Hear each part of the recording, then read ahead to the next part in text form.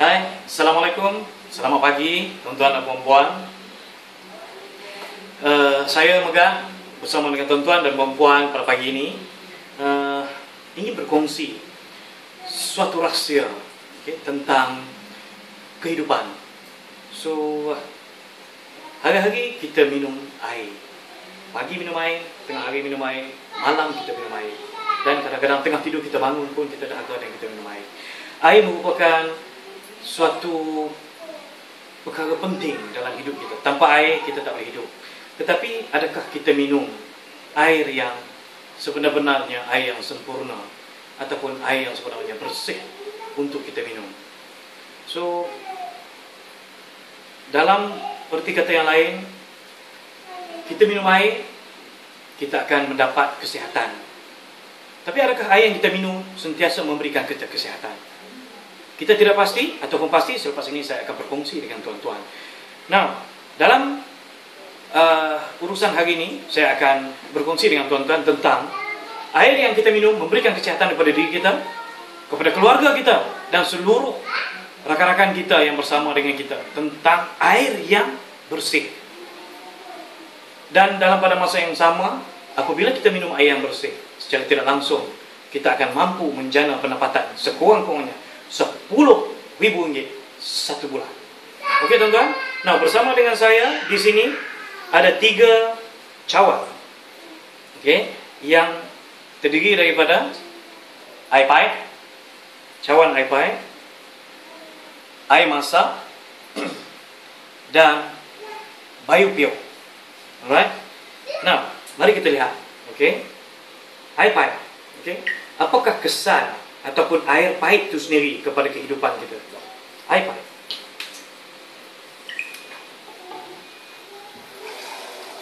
Ya. Okey, air pipe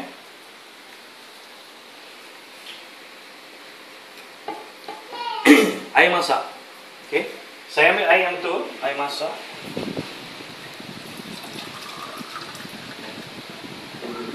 Air masak Okay. Air pipe, air masak. Dan satu lagi, air biopure. Ini adalah mesin. Sebuah mesin yang menapis air, yang menghasilkan air yang sempurna. Biopure. Hanya dengan satu sentuhan kita dapat menghasilkan air yang dikategorikan sebagai air yang sempurna. Tetapi tuan-tuan, adakah air ini sebenarnya sempurna? Mari kita saksikan bagaimana kita mengukur air itu sempurna ataupun tidak. Bersama dengan saya ada satu tolok ataupun satu alat pengukur yang dinamakan TDS meter. Okay? TDS meter akan membantu kita mengukur tahap kandungan bahan asing, benda asing di dalam air, itu utamanya logam.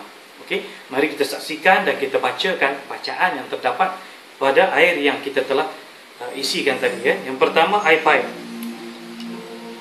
Berapa bacaan dia? 00.7. 00.7. Okey. 00.7 air pipe. Ini air masak. 00.7. 00.7 juga. Okay. Air masak. Dan yang ketiga adalah air biopure. 00.0. 00.0. Nampak dengan jelas? 00.0. Okey. Nah, 00.0. So, apa yang membuktikan pada kita di sini? Air pipe. Bacaan 00.7. Apa itu 7? Ya. Maknanya air pipe mengandungi 00.7, okay, ataupun 70% benda asing yang sebenarnya tidak terlihat oleh mata kasar kita. Begitu juga dengan air masak. Air masak kita telah masak, tetapi kenapa dia masih mengandungi larutan ataupun campuran bahan-bahan benda asing yang mana terdapat hampir sama dengan air pipe tadi. Dan yang ketiga, 00.0 air biopure. Jadi apa sebenarnya air biopure? Mari sama-sama kita saksikan. Nah tuan-tuan, di sini saya ada satu lagi alat untuk menguji dan mengukur dan menyaksikan kepada tuan-tuan tentang bagaimana yang saya maksudkan 00.7 tadi dan 00.0 bertindak balas terhadap larutan ataupun campuran benda asing yang terdapat di dalam air. Ini adalah mesin pengukur ataupun penghasil yang dinamakan tolok anode dan cathode mesin ini, tuan-tuan. Mari kita saksikan. Okey. Alright. Saya masukkan dua bahagian belah kiri dan dua bahagian belah kanan. Okey, lebih kurang tak ada masalah. Macam tu kan.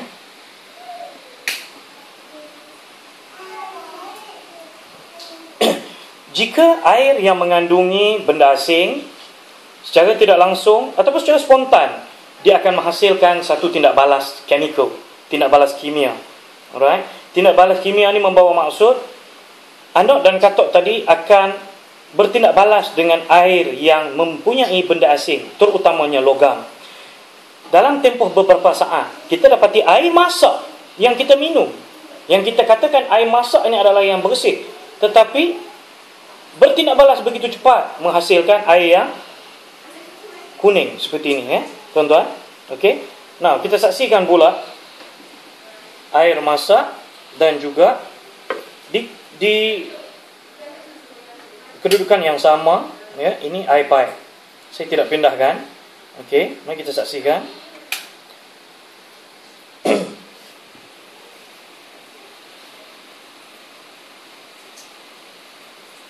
Okey. Nah, apa yang berlaku di sini adalah tindak balas yang sama. Okey. Air masak dan juga air pipe. Okey. Nah, apa yang sebenarnya berlaku, tuan-tuan? Ini adalah air yang kita minum. Ini adalah air masak yang kita minum. Dan ini adalah air pipe yang kita sentiasa gunakan untuk mencuci, membasuh. Dan ada juga di antara kita yang minum air pipe pun, yang dia kata air pipe di rumah dia bersih. Alright? Dan tuan-tuan, kita saksikan perbezaan yang berlaku, okey, di antara ketiga-tiga kesan yang telah kita tunjukkan tadi. Nah, tuan-tuan, di sini bersama dengan saya ada bukti, okey, menyatakan bagaimana, dari mana datangnya karat. Mari kita tengok kembali karat tadi ni. Okey, saya masih belum menggerakkan tolok ukuran kita tadi. Okey. Di sini kita tengok apa yang sebenarnya terkandung di dalam air. Di dalam air datang daripada besi pipe.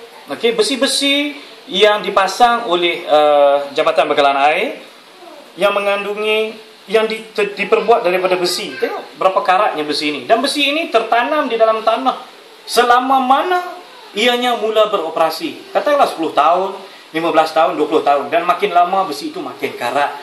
Dan inilah yang sebenarnya terjadi di dalam air yang ada tadi.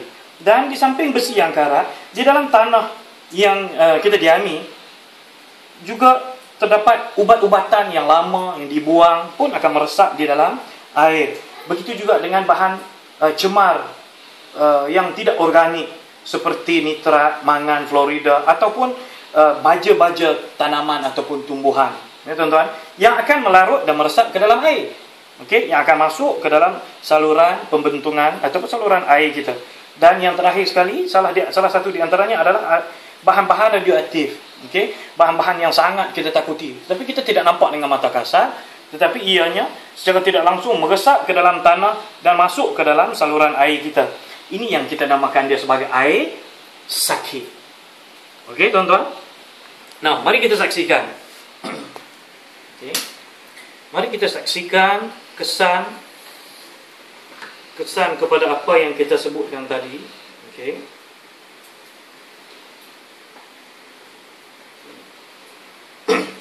Kita nak minum air yang bersih. Okey. Air yang bersih. Ini air yang bersih. Okey. Air yang tidak tercemar. Air yang sempurna. Saya melakukan uji kaji yang sama ke atas tiga-tiga cawan. Tetapi ini air apa ni? Air masak kita tadi. Tuan-tuan, air masak dan juga air pipe. Okey. Cuba kita lihat warna aja. Mari kita tengok daripada atas. Okey, tengok daripada atas. Dan kita cuba tengok daripada tepi. Dari manakah hasilnya? Bagaimanakah terhasilnya kelodak yang sangat kotor di dalam cawan-cawan ini? Tanpa menggunakan mesin ini, kita tidak dapat mengenal pasti, kerana mesin ini akan mengasingkan air kotor dan juga air bersih dan juga bahan-bahan yang tercemar, terlarut di dalam air. Jadi yang terlarut menggunakan mesin ini, dia akan melakukan proses pengasingan. Okey tuan-tuan, mari kita saksikan. Okey, ini air yang dikategorikan sebagai 000 tadi. Ada kesan tuan? Tidak nampak apa-apa kesan. Mari kita tengok lagi satu. Okey. Nampak? Kelodak dan kesan-kesan hitam, kesan-kesan hijau. Okey, dan lagi satu air pipe. Okey, saya pusing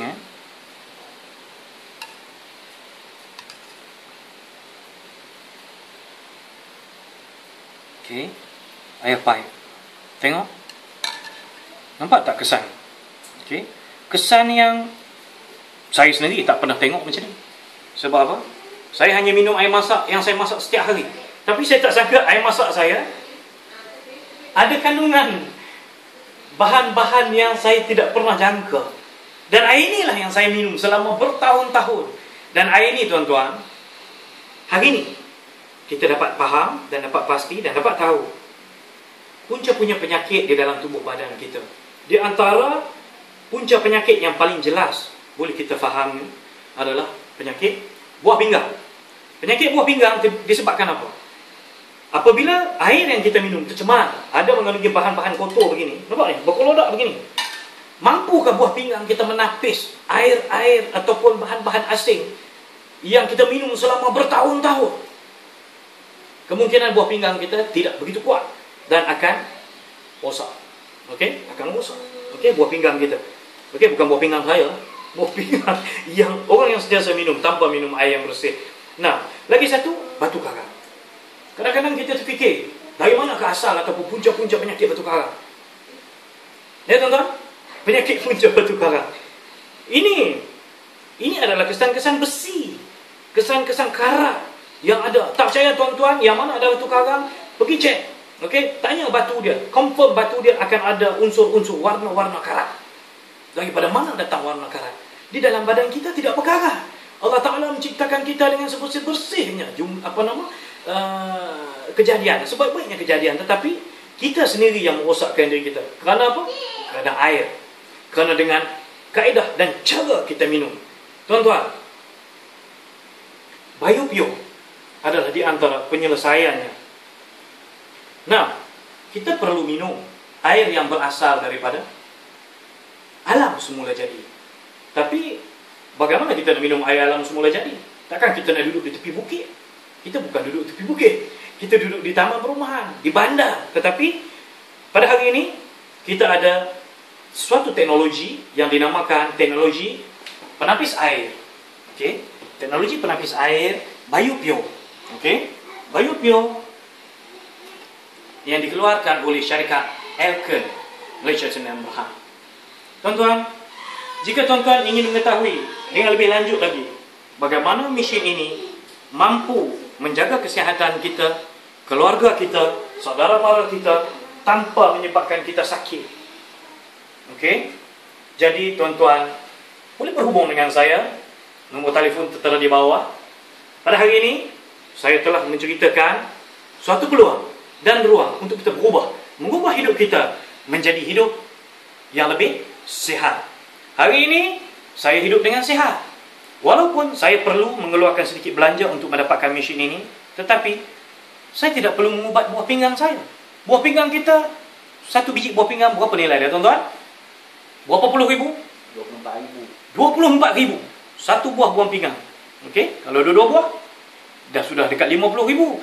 Batu karang lagi, macam-macam karang lagi kita akan ada, hanya kerana minum air. Oleh demikian tuan-tuan, bersamalah dengan saya untuk minum air sihat air bersih, air Bayu Pure. Sekian, terima kasih. Selamat malam. Assalamualaikum. Bye-bye.